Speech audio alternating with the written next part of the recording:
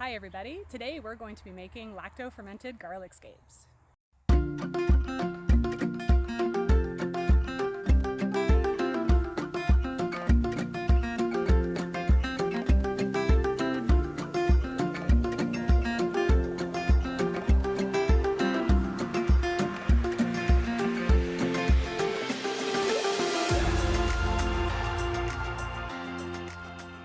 So hi everybody, welcome back to the channel and welcome to my vegetable garden. Here in Southern Ontario, our garlic scapes have started to pop and I love using them. They're kind of like a bonus crop when you grow hardneck varieties of garlic. So I want you to check them out.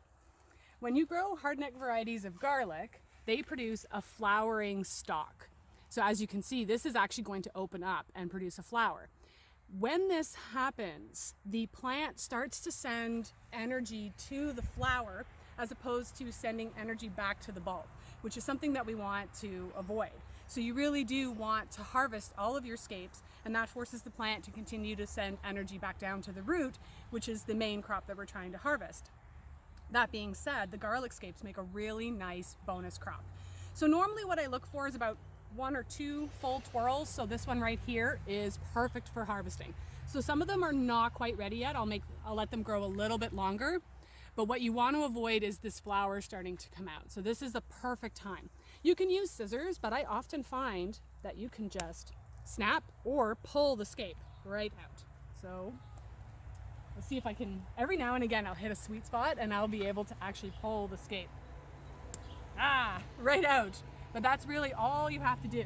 Like I said, you can use scissors or you can just pull them. It's a great activity for kids as well.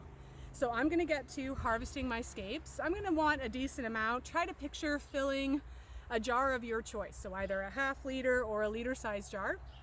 And once I'm done my harvesting, I will meet you inside and I'll show you how to make the lacto-fermented scapes. Hey everybody, thanks for joining me in my kitchen. I have prepared all of my garlic scapes. And in this case, what I did is I just chopped the flowering head off. Now this isn't necessary. You can choose to keep it on if you'd like, but we find it a little bit chewy. So what I like to do is I just cut that part off, and then I don't like wasting anything. So I'll actually chop up these smaller parts on the end here and use them in things like scrambled eggs, and we're having a big salad with dinner tonight, so these will not go to waste. So I have my garlic scapes all chopped up, but first I want to talk to you a little bit about the actual process of lacto-fermentation. Because whenever I use this term, inevitably I'll always get at least 1 or 2 comments about, it being incorrect terminology because there's no dairy in it. And that is true. There is no dairy in these types of vegetable fermentation recipes. The only ingredient that you need is some kind of salt. In this case, I'm using Himalayan sea salt. The term lacto-fermentation comes from the fact that as a byproduct, my lacto-fermented garlic scapes are going to produce lactic acid. So it refers to the lactic acid, not lactose like you would have with a dairy product. So anytime you do a vegetable ferment of any kind, you really don't need any types of dairy products like whey or anything like that. There are some ferments that you need that for, but in this case, all we need is a good quality salt. So now that I've got that out of the way, I'm going to talk a little bit about the equipment you'll need. You're going to need a jar of some kind. I've decided to make a liter of fermented garlic scapes. And you're going to need good, clean, quality water, no chlorine, no fluoride. Both of those ingredients interfere with the fermentation process. So you really want good quality spring water, or if you've got a good filter like a Berkey or something like that, that filters out those, that's what you want to use. As I mentioned, you're going to need salt of some kind. I'm using pink Himalayan sea salt. Redmond salt, which I believe is available in the States, is also good, and regular sea salt. You don't want to use like an iodine-based or an iodinized-based salt. So in this case, just a natural salt. Spices that you can use, the world is open to you in this one. Today, I'm going to be using fresh dill that I harvested from the garden, as well as dill seeds and a little bit of red pepper flakes. But these recipes are really adaptable, and it's unlike canning, where it's really important that you follow the recipe exactly. Fermentation, as long as you have the right salt water ratio, the spices are really up to you. So you can use garlic if you want it extra garlicky. You can use black pepper, mustard seeds, fennel, coriander, any of those types. Caraway is really nice as well. So I encourage you to experiment, but we really love like a dilly garlic scape. And that's what I will be using today. So I have all of my stuff all sterilized and ready to go. The easiest way to sterilize your equipment is to pour boiling water over it, which is basically what I did. Now, in terms of chopping up your garlic scapes, you have a few options. If you want them in bite-sized pieces, you can absolutely do that. Chop them up into small bite-sized pieces and fill your jar that way. We really like enjoying them as a side, and we tend to eat a lot of them, so I decided this year I was just going to keep them mostly intact. So I'm going to start by creating my saltwater solution. And it's really important that your salt dissolves in your water, so you have enough salt in your ferment that will allow it to actually ferment. So the ratio is 4 teaspoons of salt for every 1 liter of water. The easiest thing for me, I find, is to actually mix it up and shake it really well in a mason jar. So I have 2 extra jars here. So I'm just going to use 4 tablespoons of salt. And I have about 3.5 cups of water here because I know, my jar is going to be full of garlic scapes, so I know that I'm not going to use the full 4 liters, but I'm still using 4 teaspoons of salt. You just really want to make sure you've got enough. So I'm going to pour that into my jar. I forgot my lid. I can see it just over there. So I'll grab that. And then I'm going to shake it really, really well to ensure that it dissolves. So this is essentially your brine for when you're making lacto-fermented vegetables. And I have some other videos as well, including a gingery carrot lacto-fermented, and I'm trying to remember, I don't think I have a sauerkraut, but I will this year. And I also have a video on how to ferment your own fruit and berries. So here's my brine, pretty much ready to go. The salt is almost completely dissolved already, so I'll just leave it off to the side. Next, you're taking your clean, sterile jar and you're filling it with your garlic scapes and your spices. Again, this is really personal and up to you and what you like. Ours are going to be quite dilly because I'm using dill seeds and dill weed. So you just ensure you have clean hands because, again, sterile jar, you want to make sure it remains such. I'm going to fill up my jar with the garlic scapes. And as I'm doing this, I like to layer. So once I get about 1/3 of the way full, I'll put my first sprig of dill in along with some dill seeds. I don't like my garlic scapes that spicy. My husband does, so we compromise by adding just a little bit of red pepper flakes. And then I make him a nice big batch of kimchi and cowboy candy to make up for the lack of spice. So you just want to keep filling up your jars. And now I'll put in my first sprig of dill and keep going.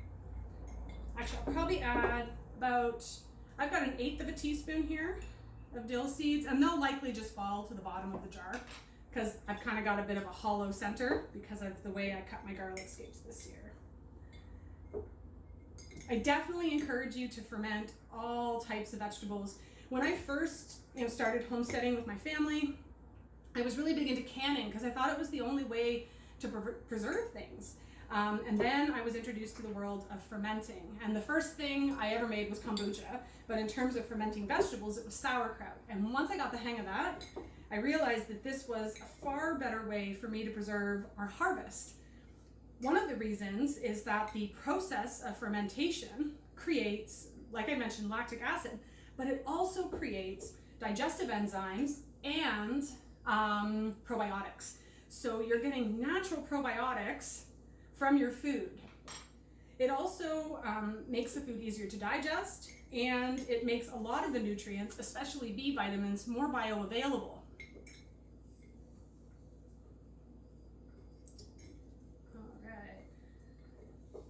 So you just want to continue to layer as you go. I've got 2 sprigs of dill in there and 1/4 teaspoon of dill seeds already. I'm definitely going to be adding more dill. Now I'm only going to add like an 1/8 of a teaspoon of red pepper flakes. Again, it's my hubby in the family that likes a lot of spice, not me so much. So my jar is almost full. You want to make sure you leave a bit of headspace in your jar. That's really important because the fermentation process is going to create carbon dioxide, which means that your jar is going to need some room for expansion. Last sprig of dill. And some of my garlic scapes were really long, so these long pieces here, I'm actually just going to slide, maybe even break some of them in half, and slide right down the middle. And I've done these in little bite-sized pieces, which are nice in things like egg salad or salads. But because we really enjoy these almost as like a vegetable side dish when we're making our meals, I wanted to keep them nice and long. So my jar is almost full.